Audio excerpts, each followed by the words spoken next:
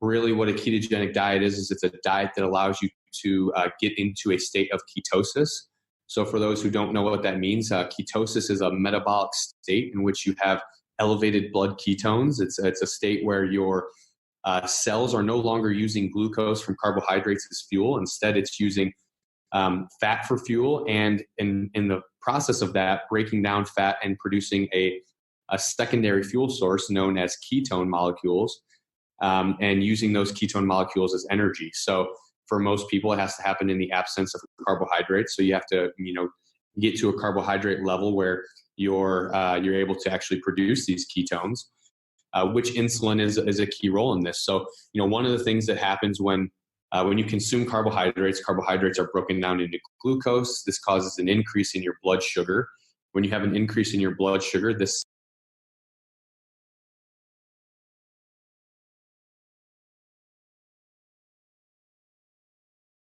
All right, what's up, everybody? Welcome back to Nick Carrier's Best You podcast. I am super intrigued and fired up today to have one of the co-authors of Keto Answers with me today, Chris Irvin. So, Chris, I just want to start by saying thanks for spending the time with me here today. Yeah, thanks for having me on. I'm super stoked to get on and chat some keto, nutrition, whatever else we dive into today. Yeah, of course. And like you just said, so Chris is a nutrition researcher, writer, and educator, co-author of the book I just talked about, Keto Answers. And he's the education manager for Perfect Keto. And as you just mentioned to me before we hopped on, that your background is in exercise science and nutrition. And I know that kind of as growing up, you were big into sports and you were a basketball player and always kind of skinny and always looked for ways to just kind of gain weight. And you would eat whatever you could to try to put on weight. Never saw necessarily too much success until maybe a little bit later on in college, but you would eat whatever and not really think too much about the nutritional value of what you were putting in your body. And then you did this physique competition where you had really awesome results and you looked really good, but you were super unhealthy, and you developed a mild eating disorder, hormonal complications. And that's kind of where I want to pick up a little bit and talk about kind of how you got into keto, or how you got into really being focused on nutrition.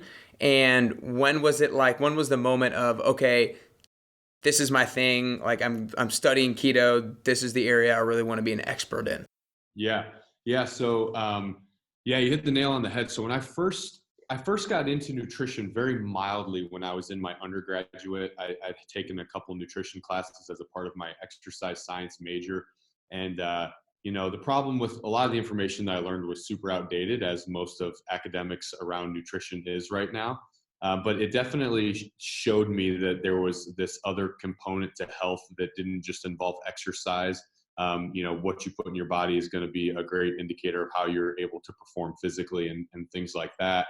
But then, like you mentioned, I didn't really take to the nutrition side of it too much until after undergrad. I started, you mentioned the physique competition, and I always joke, it's such a funny story how I got into that. I had a coworker who had just done a bodybuilding show, and I was sitting on my couch one night with my roommate, and we were actually eating a pizza at the time. This was long before keto. And we were just kind of like joking about the competition. I was like, man, I wonder like what it takes to actually do something like that. And my roommate was like, there's no way you could ever do that. He's like, you can't get your diet in check or anything like that. So that night I actually signed up for a competition that was 12 weeks later. And I was like, oh, I'll show you. So I jumped into it, and, obviously to do a physique competition, getting down to like below 5% body fat, nutrition has to be a focus. So I really started diving into nutrition principles, but I was diving into the wrong ones. So I was focused a lot on calorie restriction. I was focused a lot on low fat dieting. I was probably eating like less than 50 or 40 grams of fat a day, and like cycling in carbs at like, 200, 300, 400 grams a day, things like that. And I achieved my physique goal, but like you mentioned, I just felt like heck, I just I wasn't providing the correct nutrition in my body. I was definitely taking like the if it fits your macros approach, where I was just trying to, make sure I was hitting these numbers, but not focused on like the nutrient density or anything like that. And after that competition, I kind of decided, I was like, man, I really need to take a second look at this. It's not just about looking good and aesthetics. Obviously those things can go hand in hand, but you can also, I had proof of concept that you could look good and have a good aesthetic appearance and not be that healthy. So I started looking into going back to school, and I wanted to study a little bit more of nutrition. And so I saw that there was a unique program down at the University of Tampa that was doing more research around nutrition and stuff as it related to bodybuilding, which I was kind of interested at the time. And so I applied for that program, and I went down to a conference that was down in Tampa. And this conference, it was a very small conference, probably like 50 people attending and maybe like 5-6 speakers. But two of the speakers one was Dr. D'Agostino, and then the second one was Dr. Volek. And at the time, I had no idea what keto was. I had never heard about it, but they both presented it and talked about it. Dr. Jeff Volek talked, if anybody's familiar with his research, he talked a lot about, endurance performance and the ketogenic diet for that. And then, Dr. D'Agostino, I think, just kind of broke down a lot of the physiology behind the diet. And at the time, I really only saw it as like a weight loss diet, or maybe a diet that somebody in endurance sports would do. And I wasn't looking for either of those two things at the time. So I kind of just recommended the diet to a couple people who had been coming to me and asking for weight loss tips and stuff like that. And then really didn't think any more of it. And then a few months later, when I actually started attending school, I had a sports nutrition class, and my first class was about keto. And in that class, I really became fascinated by it. And I was like, it seems like there's actually a lot more to this. It seems like there's more benefits than just weight loss. You start talking about the mental clarity and all these things that come with it. So after day one of the class, I went to the grocery store, got keto foods and just hopped on the diet and made a ton of mistakes along the way. There wasn't a lot of, at the time, this was probably back in 2015. So there wasn't a lot of, people out there with Instagram accounts that were talking about keto. There wasn't a lot of meal plans available on the internet. You really just I was kind of making it up as I went. But despite making a lot of mistakes, I really felt pretty incredible. And, at the time I was working this crazy work schedule where I was a personal trainer, and I was working from like 5 to 8 in the morning training people. And then I would go to the exercise science lab, and I would do research from about 9 to 5 at night. And then I would go back to the gym and train from like 5 to 9:30 or 10 that night. So I was putting in these crazy hours. And, but, on the keto diet, I was like, I wasn't hungry. So I wasn't like, I was able to go long periods of time without eating while I was trying to train people. And I had like this crazy energy and like all this mental clarity and stuff. So it really kind of showed me that there was something more to this diet, and I really took to it. And then it wasn't until, several months later that I actually picked up this book called Tripping Over the Truth, which is written by Travis Christofferson. I highly recommend it. He's one of my favorite authors, and he's an incredible guy. And this book talked about a lot of the therapeutic side of the keto diet, which I hadn't even come across yet. At the time, I was doing a lot of research on keto for sports performance. So in the lab I was working in, we were studying keto for like strength and power and endurance performance and body composition, things like that. But then this book really opened up my eyes to this fact that there was some research going on with, cancer and diabetes and cardiovascular disease and all these different things. And that was my first, eye-opening experience about really the power and the potential of this diet. And then from there, I just really took off and dove into the research and kind of shifted my focus into more of some of those therapeutic applications for the diet. So, between learning about what was going on in the research and then giving it a try myself, there was really no looking back. Yeah. So was there a particular moment? So like your Instagram handle is the Ketologist. So like what's the moment where you're like, I'm going all in. Like this is what I'm doing, because obviously like you're branding yourself as the keto guy. So what's the moment? Yeah, so it was like I was finishing up my master's program, and at the time I was really contemplating starting my PhD. I wanted to continue studying the keto diet, and I moved from studying in the exercise science laboratory to I was doing a little internship over at USF working in Dr. D'Agostino's lab. So they had a lab over there where they're doing a lot of animal therapeutic research on different, it was different metabolism research. And I was really fascinated by that. And so I asked if I could go in there and do some shadowing and do a little internship. And through spending some time over there and digging into the research, I saw that all of these people, these researchers in this lab, were doing this incredible work, like life-changing work, finding out, information about cancer and all these different therapeutic applications for the diet. But then, the information was kind of being locked away in these journals where people either didn't have access to it, or they didn't have the ability to really read and understand what the papers were saying if they did have access to it. And I hated this because I saw how much hard work these researchers were putting in. And it's like this work isn't reaching as many people as it can.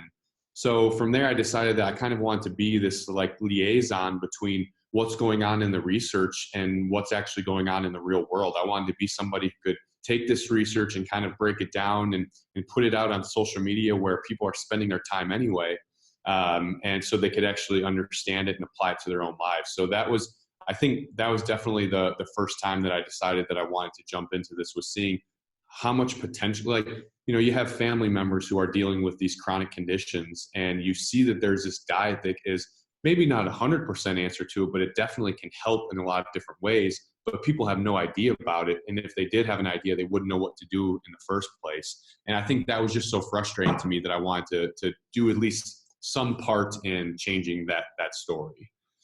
Yeah, I love that. I think that's an awesome reason. It's good that you saw the gap and were willing to put the time in to fill it and be that resource for everybody. So I want to start off with basics of keto. For people who don't really know anything about it, basically start off answering the question, what is the ketogenic diet? And I kind of want you to kind of wrap it up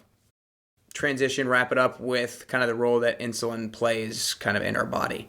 Yeah, definitely. So the keto diet, traditionally speaking, is, the ketogenic diet was first developed in the 1920s. It was developed because the fasting at the time was the primary treatment for children who were suffering from epilepsy. And obviously, having children fast isn't a great long-term solution when you start talking about like growth and maintaining a proper growth curve. So there was this need to find a different diet, or some sort of dietary intervention that would allow them to get the benefits of fasting while still being able to eat.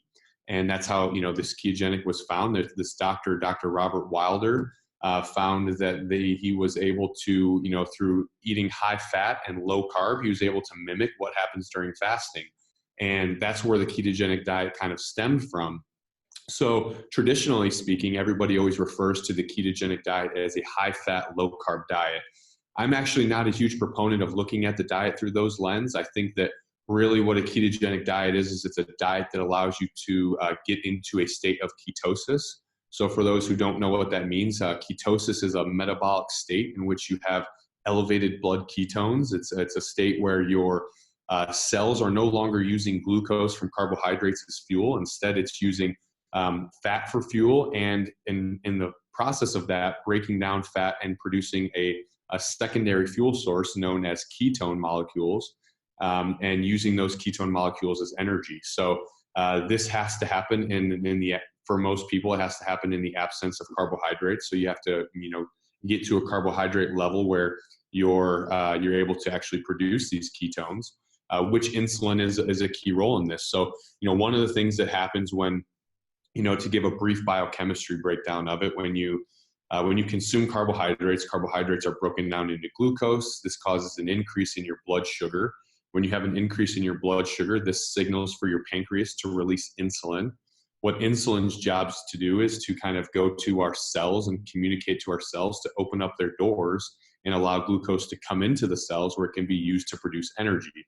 And the energy is what's needed for, all of the cells in our body to carry out the functions, digestion, movement, your heart beating, anything that your body completes, it needs energy for that.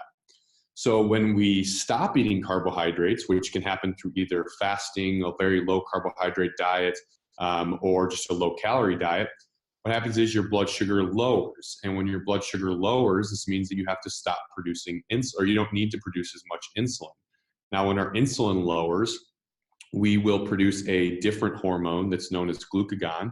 And what glucagon does is it tells our fat cells that, hey, we need to release this fat to burn for energy because we don't have we don't have as much blood sugar as we need to create energy. And so what will happen is this blood sugar, or these fat that's getting released from our stored fat, will one, get burned for energy, but then some of it will go down to our liver, where our liver will convert that fat into ketones. And our liver cannot use the ketones, so it will release the ketones out into our bloodstream, where it will travel, and it can be used really by any of our cells, with the exception of, I think, red blood cells is really the only cell that can't use ketones. But the majority of these ketones that we produce will travel to our brain. So our most of our body will spare the utilization of ketones, so our brain can use them. And ketones are actually kind of the preferred fuel source of the brain. So there's research out there that shows that if you have both glucose and ketones available, your brain will choose to use ketones. And there's a lot of reasons why that is, and we can dive into those if there's interest in that. But so that's kind of the way that the process works. So when most people, a lot of people refer to keto as, you need to be eating 75% of your calories from fat, 20% of your calories from protein. This was the way that the diet was developed for children with epilepsy, right? And actually it was even a little bit lower protein and higher fat than that. But that doesn't necessarily have to encompass what a keto diet is. Really, it's a diet that gets you into this state of ketosis that we just talked about.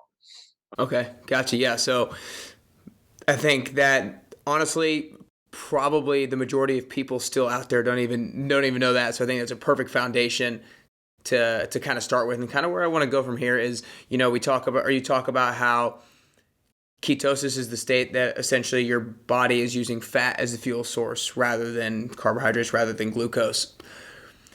One thing that we learn in exercise is that heart rate has a role in which fuel source you're using. So if you're in an aerobic middle heart rate zone where you're challenged but not too terribly much, you're kind of recruiting, or you're using fat for energy. So I want you to talk about, first off, is this like true that the heart rate matters in terms of what fuel source you're using and recruiting for energy? And then do we need to be like, does it help us to be completely depleted of carbs in order to, like, do we need to be completely depleted of carbs to use fat as our fuel source, or does having some carbs okay, and we can still use fuel or fat as our fuel source in that mid heart rate zone? I don't know if that was a clear enough question, but I kind of want you to just kind of dive into the fuel source and heart rate talk.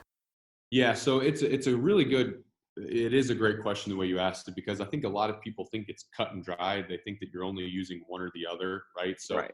We have this thing called it's kind of an old traditional model called the hierarchy of fuel utilization, right? Where it's like, if there's carbs present in glucose, your body will use that first because it's path of least resistance. It's very easy for the body to use that. And then from there, it'll go down the ladder.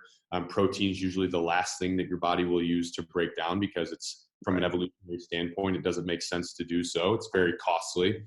And then, of course, at different activity levels, you'll recruit different levels. So, if you get into high intensity type training that's more glycolytic, you'll probably pull from your carbohydrate stores a lot more. Whereas if you're in that, like you mentioned, that middle range where you're not depending on high power output or anything like that, then you're going to depend a little bit more on breaking down fat.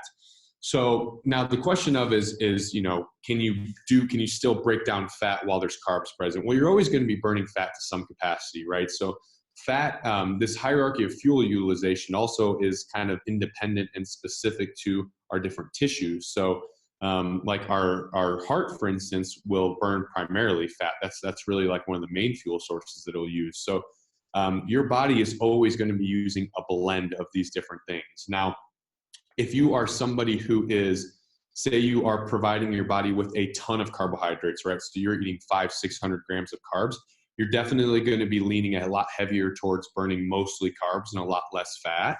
And the same can be said for somebody who's severely insulin resistant, right? So Insulin resistant, we just kind of talked about the methods of action of insulin.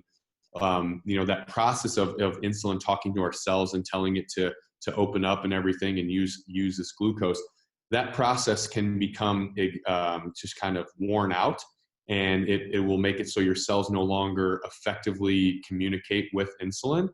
And when this happens, you become insulin resistant, right? So when you are more insulin resistant, that means that you have to keep producing more and more insulin until you reach the point of being like a diabetic, where that whole process is exhausted. But in the middle, when you're insulin resistant, you're not going to burn very much fat at all, because one of the things we know is that fat actually will directly insulin can directly inhibit the fat burning process. So if you have chronically elevated levels of insulin, like somebody with insulin resistance or somebody who is eating a ton of carbs would have, then you are going to be, you're not going to be able to tap into fuel very well. So that's why somebody who is, eating carbs all the time, and they're more likely to continue to gain weight, because they're more likely to store fat than they are to burn it. That's obviously an overly simplistic way to look at it. But for somebody who is like metabolically healthy, somebody who is exercising very well, you're going to be able to transition back and forth very well, very easily. So, for like, let's say a world-class athlete who is, let's look at like somebody like Zach Bitter, who is like one of the best ultra endurance marathon runners in the world. He's actually a keto dieter himself. He's so metabolically flexible that if he consumes 200 grams of carbohydrates before he does a race, he's going to burn through those carbohydrates, and he's going to very quickly be able to transition over to fat, right? He is going to probably use those carbohydrates as a fuel source first, but then he's going to be able to transition to fat very quickly, because he's insulin sensitive, he's metabolically flexible, he has a healthy and appropriate metabolism. So a lot of that, that question, it really depends on what your metabolic state is. For somebody like myself, who I've been following keto for a while, I may have had a damaged metabolism before, but now I have a pretty healthy metabolism. I can also cycle through different fuels very efficiently now, because of the duration that I've been following the diet for. So, for instance, this last weekend, I was down in Miami for a wedding, and indulging in some carbohydrates down there. Got kicked out of ketosis, and when I came back, I did some testing and things like that, and I was very quickly able to transition back into burning fat and producing ketones, right? So, that's a long-winded way to say that it's not one or the other, unless you're on the extreme end of the damaged metabolism of the spectrum. But then, as a caveat to that too, you never have zero blood sugar available, right? So even somebody who's on a zero carb diet, like, if anybody who does like a carnivore diet where they're not consuming a single carb, your blood sugar never goes to zero. And the reason why is because we have this process called gluconeogenesis, where we will break down non-carbohydrate materials to form glucose. And this is an important thing because, one, there's certain cells in our body, like our red blood cells, that can't use fat and ketones. So we must have this glucose available. And there's even maybe some parts of the brain where we're unsure if they can operate without glucose either. So you need some. The good part is those that you don't have to consume these carbs to get that glucose. So you're never just using one fuel source. You're always going to be using a blend of them, and that's a good thing. Yeah, no, I think that was awesome and a great explanation. I'm going to go back to the heart rate thing just a little bit, just to clarify something for something I'm interested in personally, is like, so high intensity, like you said, the high intensity, high power output, kind of, you're going to recruit your carbs first. Say that somebody does, and again, this might be a very dependent on the person and their own level of health and their own metabolic rate and all that kind of stuff, efficiency.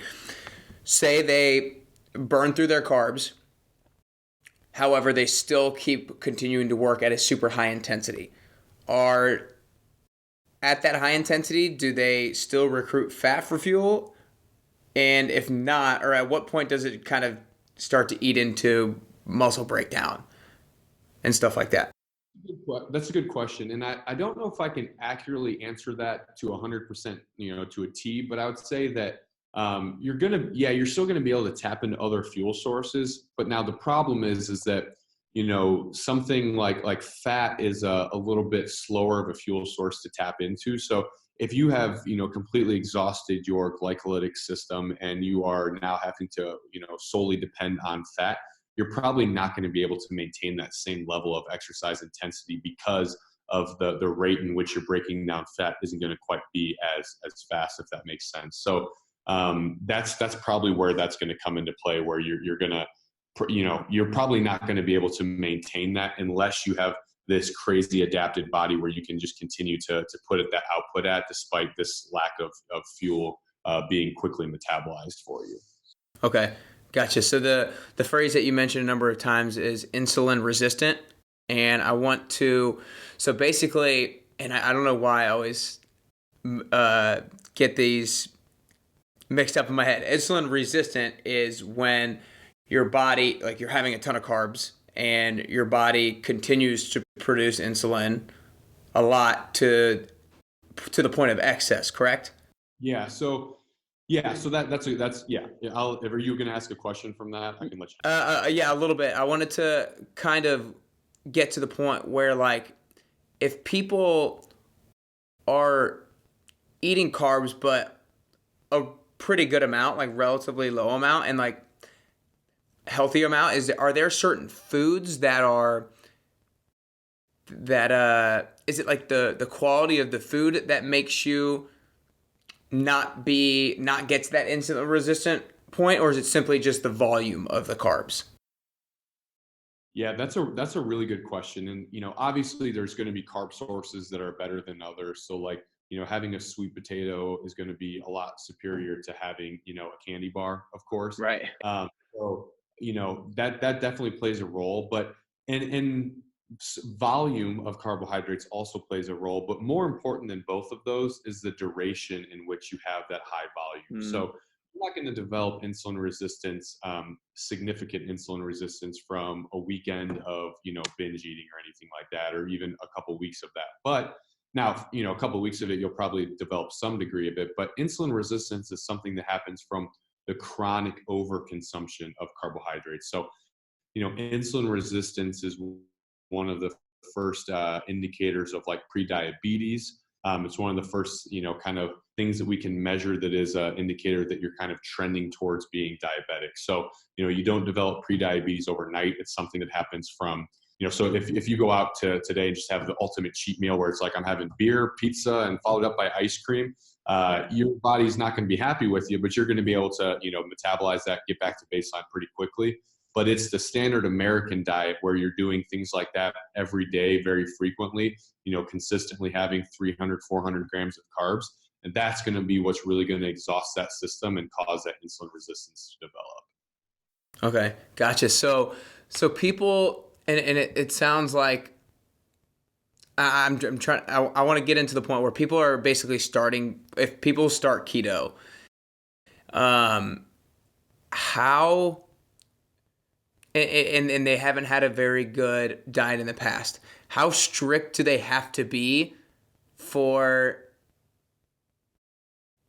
how long of a time do they have to be super strict with themselves in order to like kick down their insulin resistance, if that makes sense? Yeah, totally. And you're inferring it like absolutely correctly. So, Okay. When I started keto, being somebody that was already pretty healthy, exercising a lot, wasn't overweight or anything like that, I didn't need to follow it as long. It didn't take me as long to get into ketosis. It didn't take me as long to start seeing the benefits, or any of those things. Now, somebody who has been, let's say somebody who is pre-diabetic, somebody who has been following the standard American diet for, 20 years, that's all they've ever known, it is going to take them a lot longer because their body has, when we're born, so when you're born at baseline, you're actually born in a state of ketosis. All babies are born in ketosis. And there's a lot of reasons why that is from an evolutionary standpoint.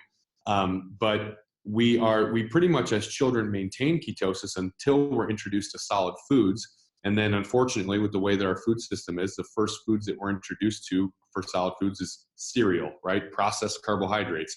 And that starts to trend towards, falling away from being able to effectively break down fat and produce ketones. And, the longer that we're away from this state, and the more damaged our metabolism is, the harder it is for us to really to get there. So for somebody who is, I'd say somebody who's really in that pre-diabetic, really at the extreme end of the spectrum, very damaged metabolism, they're probably going to have to follow keto for a pretty long duration, like probably in the 6+ months at least, to really start getting back to that level. And for somebody that's in that range, it's probably never going to make sense for them to go back to the way that they were eating before, right? Now, that doesn't mean that that doesn't mean they need to maintain a level of ketosis forever, because nobody needs to maintain a level of ketosis forever unless you're talking about very specific disease models and things like that.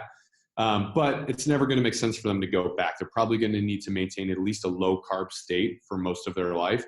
And we don't have an exact way to break this down, but I think that if we were to draw a graph, it would probably be the level, the longer you've been following the standard American diet, is probably going to correlate very well with the degree of damage to your metabolism, which is going to increase the length of time that you're probably going to need to follow this low carb diet. So I think the way that you're looking at it is probably you're hitting the nail on the head. Gotcha. Yeah, I think that's I think being able to, and I'm glad I asked the question, because I think a lot of people are probably in the stage where they have been doing the wrong thing for such a long time, and they think that everybody should have the same or should try the diet for the same period of time and have the same results without dependency on what they've been doing prior. And that's very much obviously not the case, I guess. And also to speak to that too, because I know you asked this question too, like somebody who is like yourself, you're somebody who you're into exercise, you work out a lot, you're in shape. You might be able to get into the state of ketosis at restricting your carbs to 80 grams a day, 100 grams a day, and you might be just fine. Whereas somebody who is, more insulin resistant, they're probably going to have to go lower than 20. Like they are going to have to go to that extreme end of the spectrum to be able to get there. So that's also going to play a role. And, you always see, that's why, to your point, you can't really compare, right? Like what it takes for me, like even right now, I can eat, if I were to go out right now and eat 150 grams of carbs, I may not get kicked out of ketosis. And if I did, I may be back in within a few hours of testing. Whereas somebody else, like if they have 30 grams of sugar, that might kick them right out. They might just they might be overproducing insulin like crazy and kicked right out. So that's definitely a factor to take into consideration too. Yeah. All right. So now I want to dive into a couple of specific kind of like food groups and talk about kind of like the specific, what you need to be looking at when you're like kind of grocery shopping and that sort of thing. Because one of the things that you guys talk a lot about in the book is that it's not necessarily enough just to be on the keto diet. Like you guys have the thing in the book called Keto Plus, where it's like you can be eating a low carb diet but still have low quality foods. So Keto Plus that you guys talk about is being in the state of ketosis but with like very high quality foods. And so I kind of want to just talk about a few of the things that are most commonly recognized as part of the keto diet and talk about, and they really are part of like any kind of healthy eating. And I want you to talk about the best sources of these things to be able to get. So I want to start with simply meat, and I want you to start with beef and then kind of go into poultry and how people can best shop at the grocery store and what words they should be looking for and things of that nature. Yeah, for sure. So I'm glad you bring this one up, because we're living in a society now where everybody's afraid of meat. Everybody's talking down on it. There's so many misconceptions out there. I was giving a talk at a school a couple weeks ago, and there was this kid that I was talking about nutrition, and this kid was telling me, he's like, yeah, my dad watched the Game Changers documentary, and now our whole family's going vegan. Do you think that's a good idea? And I was like, oh boy. So when it comes to meat, I will start by saying, we preach quality meat a lot. And when we talk about quality, we're referring to things like grass-fed and finished, which is something that you have to pay attention to. A lot of companies now, because grass-fed is a buzzword, they'll say grass-fed on all of the meat. But just because it's like most cows are grass-fed, but what happens is they finish them on grains to kind of help fatten them up, marble the meat, different things like that. So people will say grass-fed, that doesn't always mean grass-finished. So if you're looking for this, then you want to make sure that it also says grass-finished on. Now, I will say that the research... One thing real quick, does it always say grass-fed and finished? Or does I think, and I could be just mistaking. Does it say 100% grass-fed sometimes? Yeah, but again, I'm unsure if 100% grass fed also means grass finished, like because that it doesn't seem like that's a claim that's like regulated very tightly. Right. So, I mean, the best way to do it, like if you're going to a grocery store and you're trying to do this, and we'll get into why it's important, and you're trying to find this, there will always, pretty much every grocery store I've seen, there'll be some option that says grass fed and finished. If you don't have that option, then the 100% grass-fed is going to be your next best option. But then there's also farmers markets where you can go and just simply ask the farmer, what does it look like? What are you feeding your cattle? Things like that. But one thing that I'll say is that looking at the research, it is unclear if one is leads to a better outcome than the other in terms of our health. And that's because we haven't really looked at it, right? So that we haven't really followed what happens when somebody over the course of a year eats grass-fed and finished versus grain-fed, right? We don't really know. There's been a couple very small studies that don't really shed a whole lot of light on this. But one thing that we do, we assume is that if cattle are eating a completely grass-fed diet, then we see that they probably have a higher nutrient density. They have more omega-3 fats in them, less omega-6 fats in them, maybe more levels of like beneficial compounds like CLA and things like that. So all of those things that I think over time, especially if you're somebody who's eating a lot of meat, I think it's important. Now, if you're somebody who you don't like red meat and you're not eating that much, then maybe that's not really enough to move the needle very much, right? Like maybe you're eating it so infrequently that it doesn't make a big difference. But if you're somebody like me who has red meat pretty much every day, I think that those small changes, that 1%, 2% difference in that quality of meat is going to make a difference over time. But even more importantly than your health is going to be the environmental impact of these things. So you hear a lot of people talk about the environmental impact of meat. It's one of the most commonly misunderstood things. These practices when cattle and, when animal agriculture is conducted in a way that the animals are not fed properly, these, grain fed, different things like that, typically that's associated with animal agriculture practices that are less than ideal for the environment. These are the things that are a lot more harmful for our environment. Now, as a caveat to that, I will say the numbers and the statistics on this stuff is it's outblown. You look at things like the Golden Globes doing a vegetarian diet when all of the people are flying in on their private jets to get to the event. It's kind of a funny thing. Like, it's a very small percent of greenhouse gas emissions and all that stuff. I'm not going to go down the rabbit hole on that, but the point is when you go to grass-fed, grass-finished, you're supporting, in most cases, these farms that are producing, they're following animal agriculture practices that are actually beneficial for the environment. So when you're talking about, these concentrated feeding operations where you go to these companies who are mass producing massive quantities of meat where the cattle are all stored inside, one, it's not great for the actual animal itself. It's definitely more animal cruelty involved there. But two, the cattle aren't able to do what they do best, which is actually produce good things for our environment. So when cows are out eating off the land, they're going to the bathroom outside, which is great for the microbial diversity of the soil. So this is a great thing for our environment. And then two, when they're out there kind of stomping up the soil, they're actually able to help sequester greenhouse gases. So when you start talking about these grass-fed, grass-finished operations, it's been calculated that these animals actually have a net negative impact on greenhouse gas emissions. So this is a good thing. So when we talk about the quality of meat, while I do think that the health component is important for people who are eating a lot of it, what's even more important to me is the environmental impact that these types of operations have. Yeah, because a lot of people try to I feel like a lot of people almost more so now take the angle of like not meat because of environment.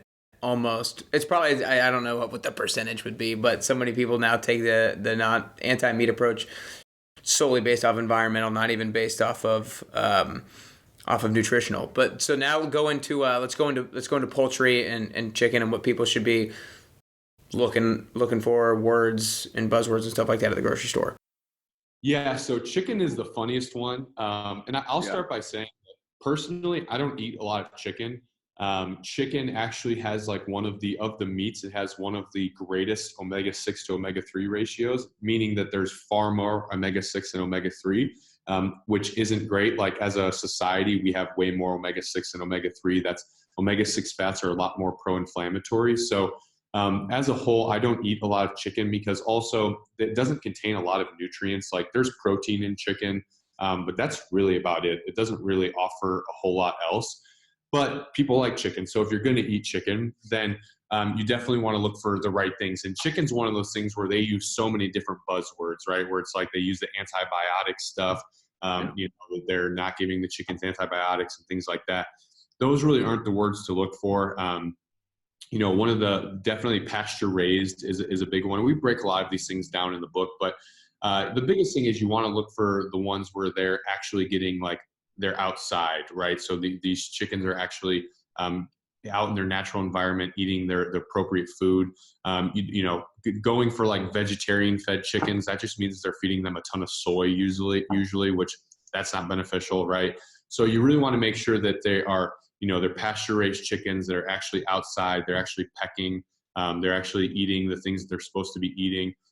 You know, some of these different things, I'm drawing a blank in my head now on some of the other terms that they use for chickens, but when they say things like, free range, right? Different, like some of that stuff just means that they're letting these things go outside for like 30 minutes a day. And they're going outside on like a concrete slab, soaking up a little bit of sun, and then they're sending them back inside, right? So you really want to make sure that you're looking for things that are, you know, pasture raised is going to be the best one. I don't think that looking for vegetarian fed is ideal because, like I said, you're talking about a bunch of soy there. And as another thing to talk about that, again, go back to the environmental impact.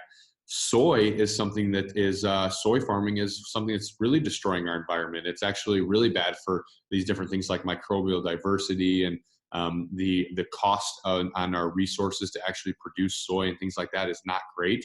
So when you start talking about like soy fed chickens and stuff like that, it's actually far worse for the environment. So that's kind of another one. But I will say too, that if you're eating chicken because you're afraid of fat and you're worried about saturated fat and things like that, that's something that we've been kind of, it's another misconception that's out there, and it's not something that we need to worry about. And I would definitely tell people that if your only source of meat is coming from chicken, I would highly recommend that you start leaning more towards you know, red meat and things like that. Yeah, and I knew this. I had read a nutritional book like a while back, and like knew it then and had practiced it for a long time, but had gotten away from it more recently in terms of buying the right eggs. And it's funny, after I read y'all's book, I made sure to start buying pasture raised eggs again. And it's funny, I was having a conversation with my sister last night in terms of how a couple of the grocery store changes that I've made since I've read y'all's book. And I told her, I was like, I started getting pasture raised eggs again because like it's so important. Those other words are just trying to get you or whatever. And you were saying how if you eat something so often, yes, that small change is super important. And she was like, oh, but it's just like it's more expensive. It's so much more expensive to get pasture raised. I was like, yeah, but we eat it so often that it's that important over time to make that change. And I literally said the quote to her that you guys put in your book, that health and nutrition is an investment, not an expense. So I just wanted to quote you guys there real quick.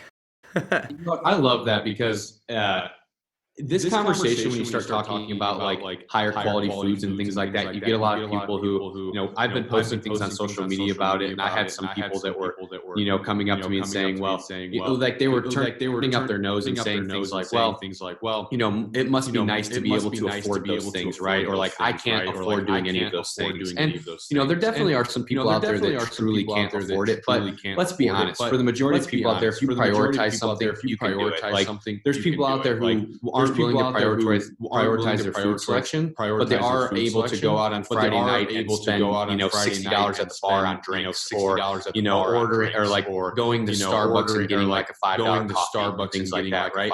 So it's like you can always find, if it's a priority to you. If it's not a priority to you, then that's just a different conversation. But, you know, if you want to prioritize your health, like, somebody said something to me one time about, somebody said something to me, you don't understand where I'm coming from. I work a job that doesn't allow me to have money to do that. And I was just kind of like, hey man, I was in school, I was eating this way when I was in grad school, when I was hardly making enough money to scrape by rent. It's just that I was prioritizing this thing. To me, coming from a nutrition background, it was very important for me to feed myself the right way. So I made sacrifices in other ways. I wasn't going out to the bar all the time. I wasn't buying junk food and snacks. Going out to the bar all the time. Let's look at like eggs, for instance. Somebody says they can't afford like pasture-raised eggs because they're more expensive. Well, somebody says they can't afford otherwise, right? Like if you're eating cereal, or you're buying bagels, otherwise, if you're buying any of those things, you can definitely afford a dozen pasture-raised eggs, right? Like if you're buying a dozen pasture-raised eggs or 18 pack, that could be your breakfast for a week, right? Like a dozen that's replacing something else. So there's definitely ways for people to incorporate these things into their, like I'm definitely not sitting over here loaded, right? Like I'm still able to find ways to do these things. I'm definitely, but it's just a matter of, are you willing to prioritize this investment that is your health? And if you're not, that's okay. But it's just a matter of, if you do want to prioritize it, I think that there's very few people out there who actually can't start making some of these changes. If you do want to prioritize it, I think that there's very few people out there who actually can't start making some of these changes.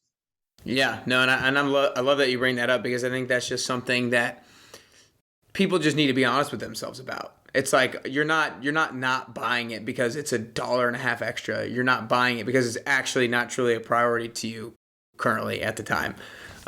So you mentioned it real quick, and it was something I wanted to touch on. I know you could probably go down a rabbit hole of a lot of different topics, but I wanted to bring up Game Changers, the Netflix documentary. So maybe I'm trying to think of like what question I want to ask, because of how many there probably are to ask. Maybe name like the two things that you want to address that you see as false from that documentary, or the two things that people need to know about after having watched it.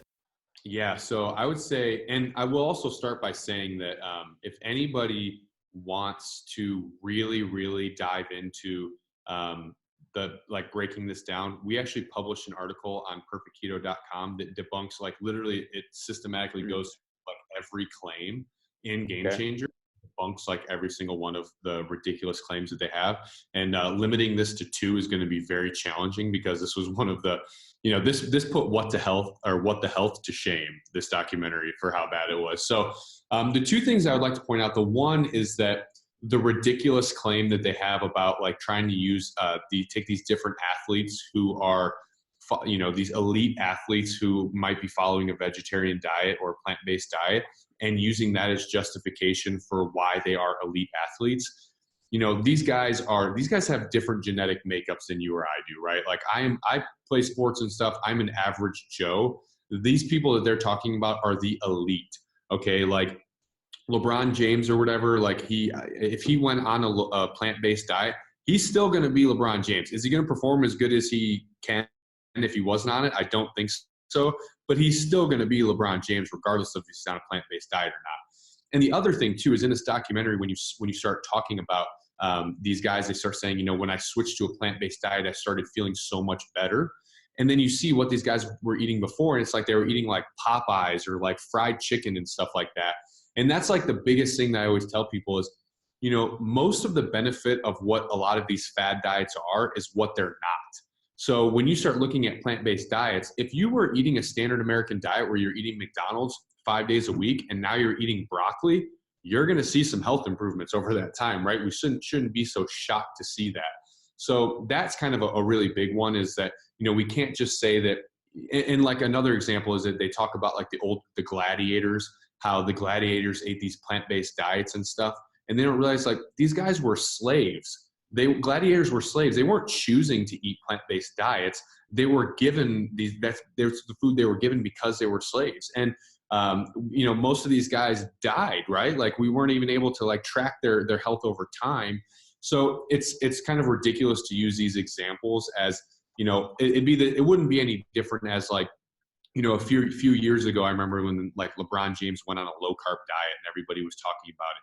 Like if we started in the keto community, started running around saying that like, oh, keto diet made LeBron James, like people would laugh at us. Like that's a ridiculous statement. He's been an elite athlete since he was like 15 years old. So I think that like looking at those cases, it doesn't make any sense. And then the second thing is going back to like the environmental impact of this diet.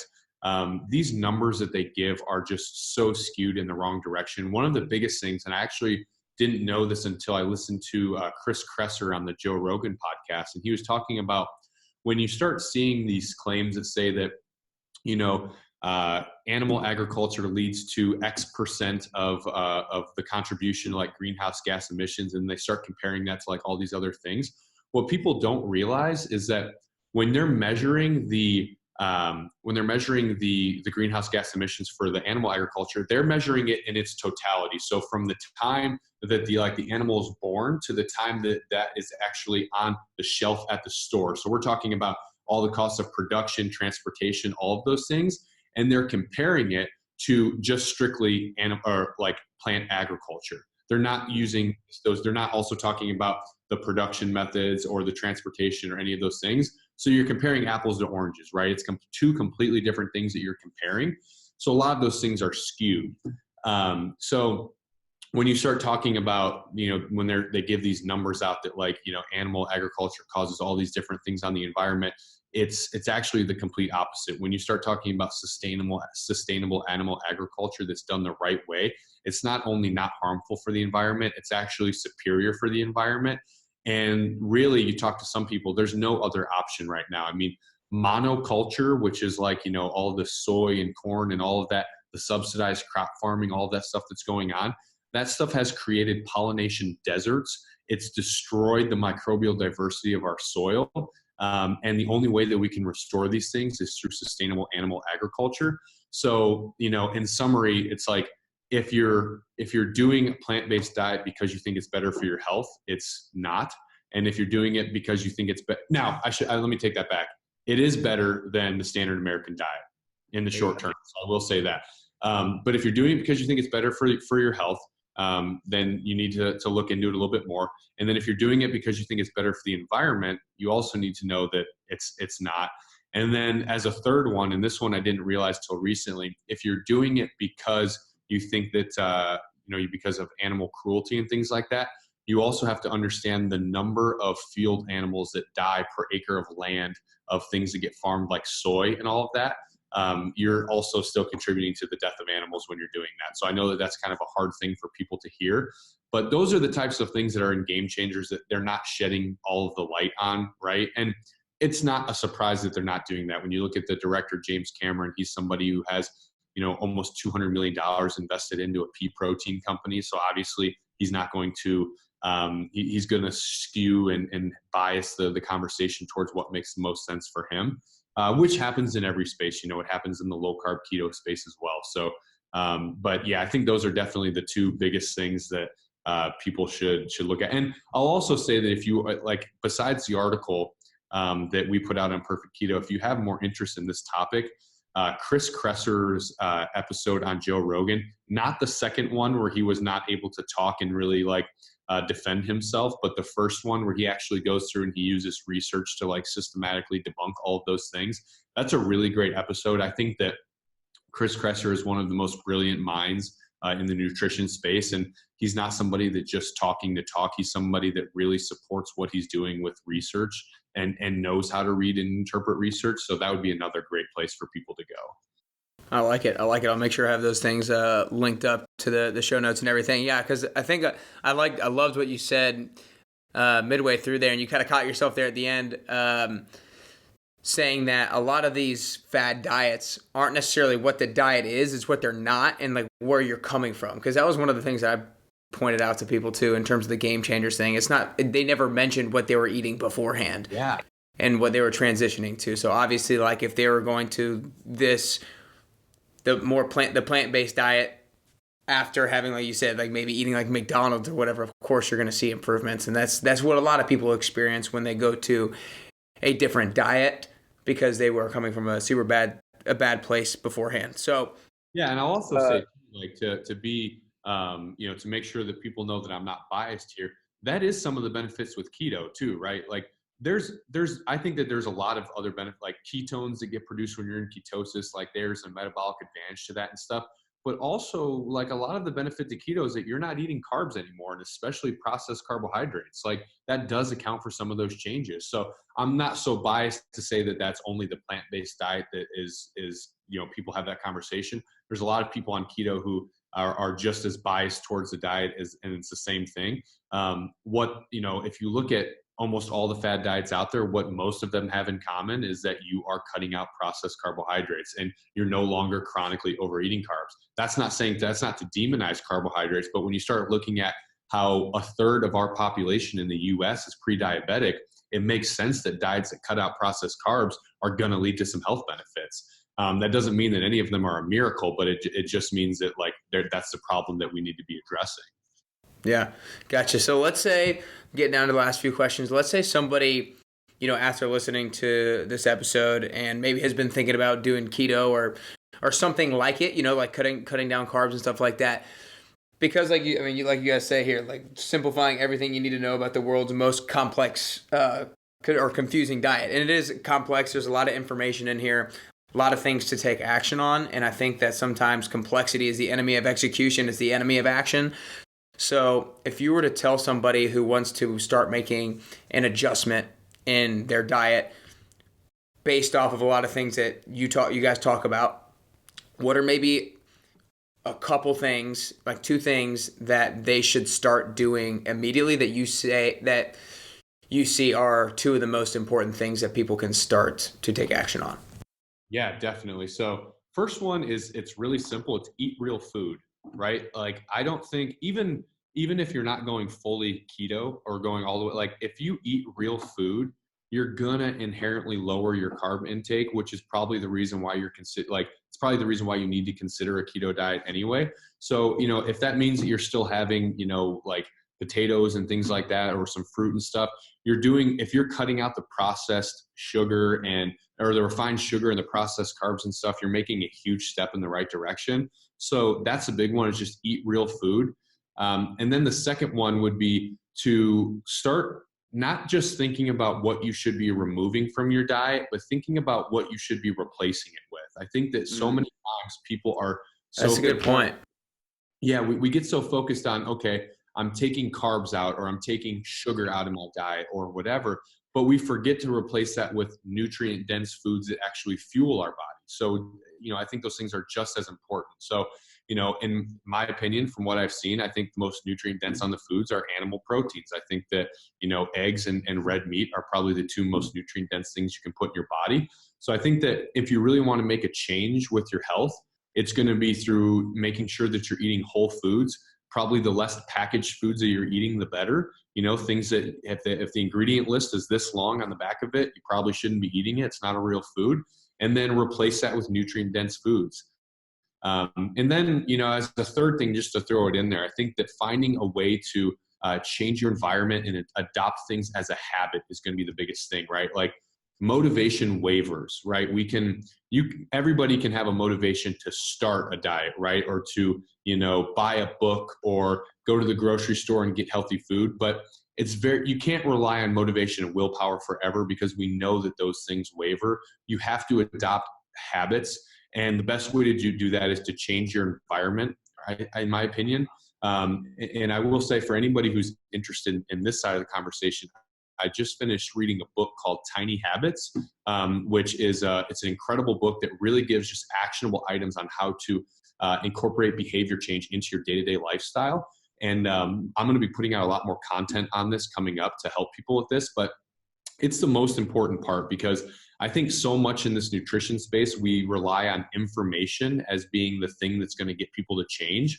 Most people know that they shouldn't be eating candy bars, right? Like most people know they shouldn't come home and have 6 beers before they go to bed, or, eat pizza all the time and things like that. But that doesn't make it easier for them to do it. So it's not just about knowing and knowing what you should and shouldn't do. It's also about how to incorporate lifestyle changes and habit changes and how to change your environment.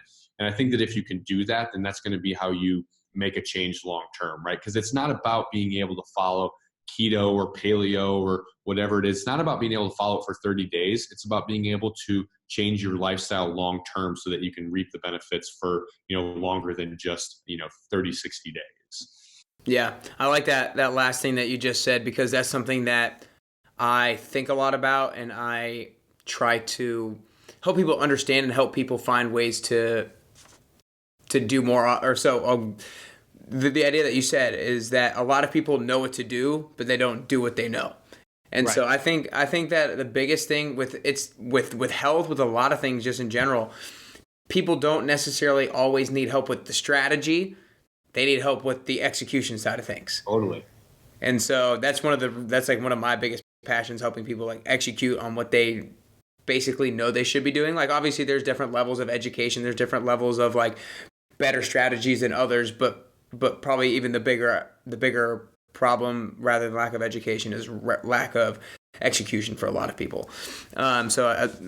Nobody who's smoking cigarettes is walking around thinking that smoking cigarettes is a good thing, right? Like, No. That's a habit that's ingrained in them. And the same thing can be said for diet. Like, people who, they have triggers, right? And they have these prompts that they have a hard time beating. Like, you're stressed at your job, so you go into the break room and there's cookies in there, so you eat them. You know that that's not the best thing to do, but you do it anyway, right?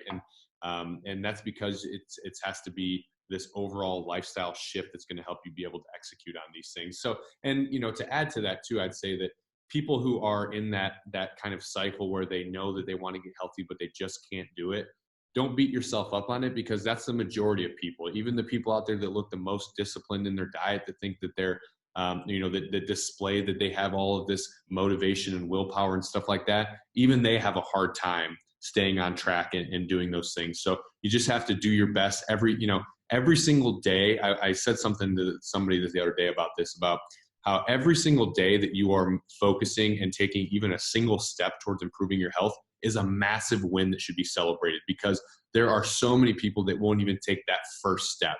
And if you can take that first step and then you can celebrate it, that first step turns into a second step, into a third step, and then that just snowballs down to you really taking control of your health again.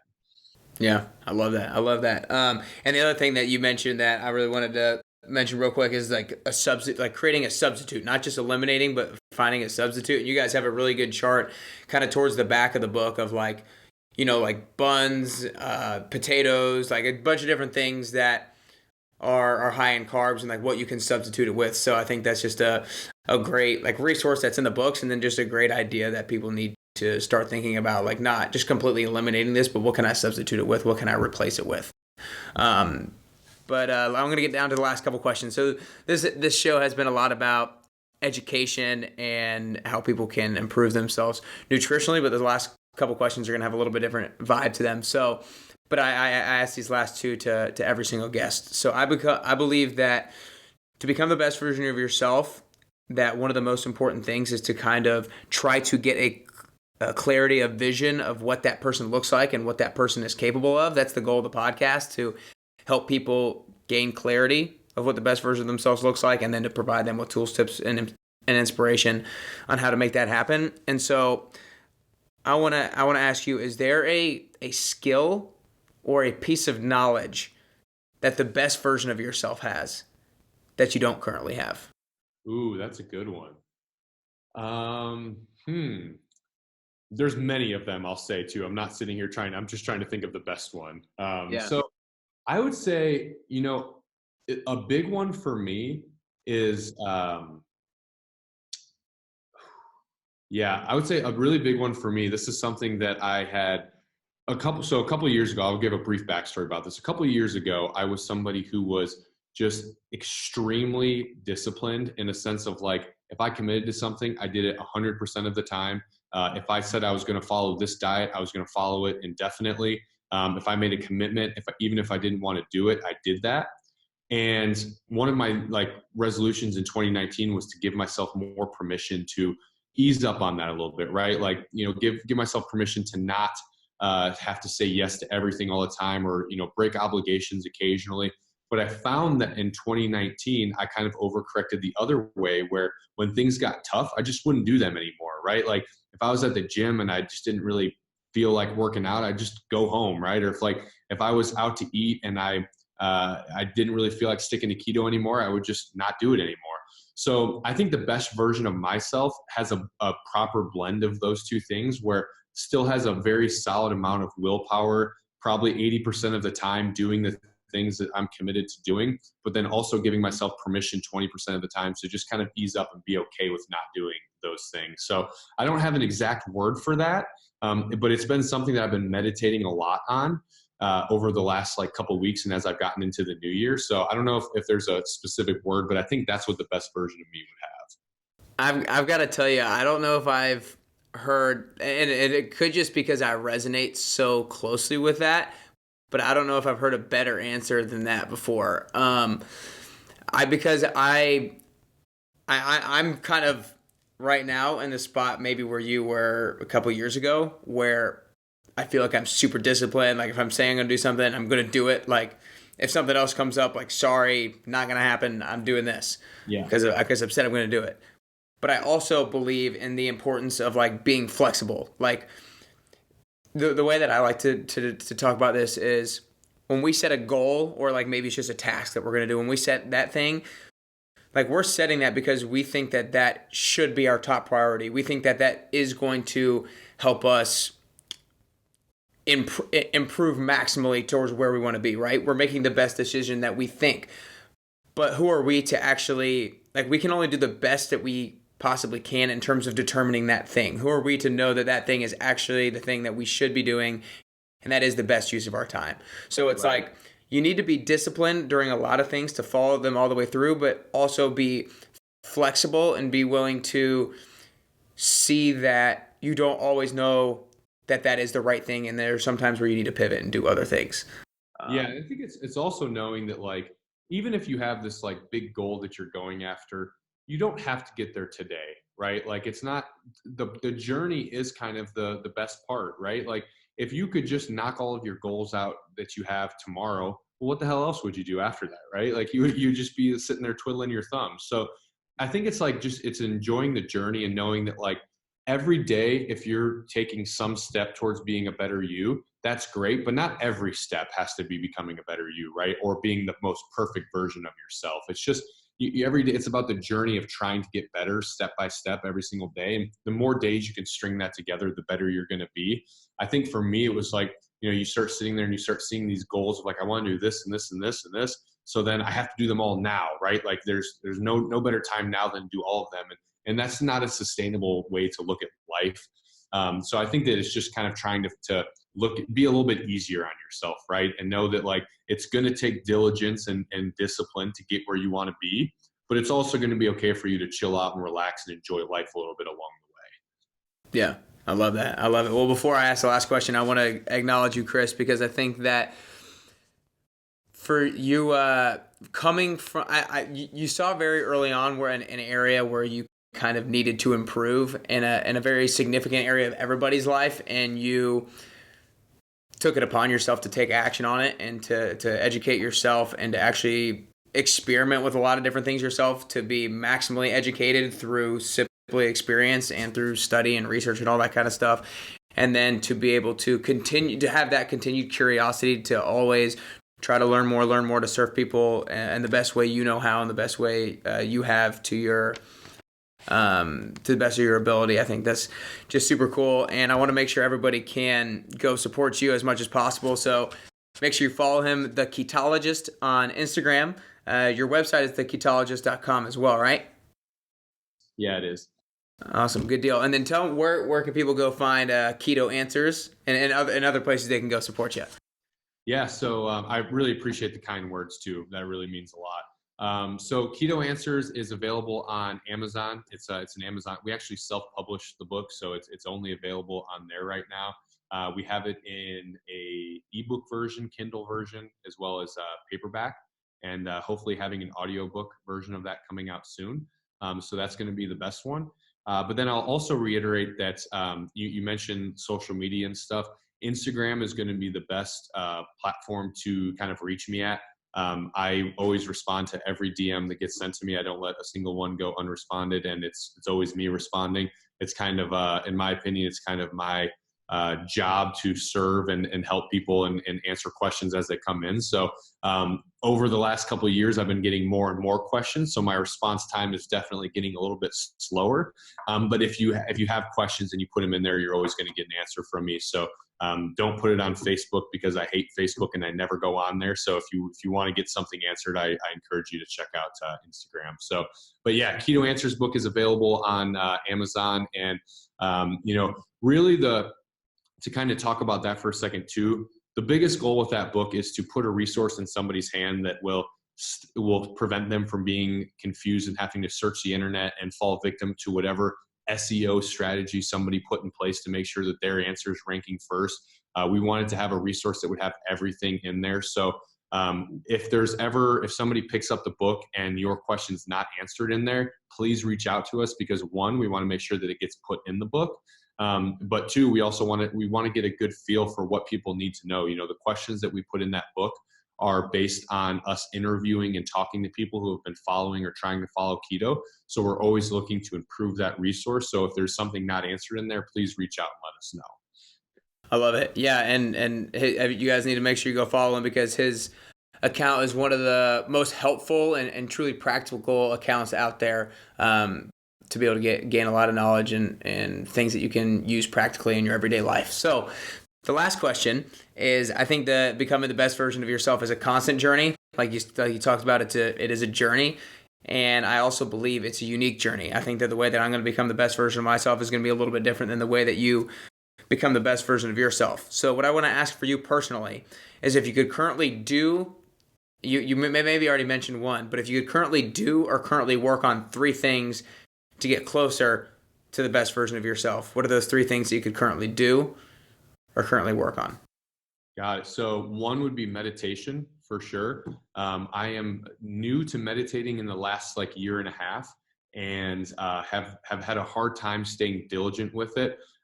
So that's a big one. I think that when I'm doing it, I already feel like a better version of myself when I'm doing it. So I think that is a really big one. I think the second one is deep work is something that I'm always trying to improve on. I know that when I'm in a good flow of doing deep work, which is just my uninterrupted work in the morning that's happening when nobody has access to interrupt my workflow or anything like that, I know that I'm producing high quality work that can help a lot of people.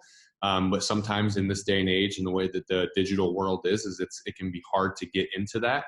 So I think being more diligent to be able to stay in a good deep work flow, I think is going to be a big one.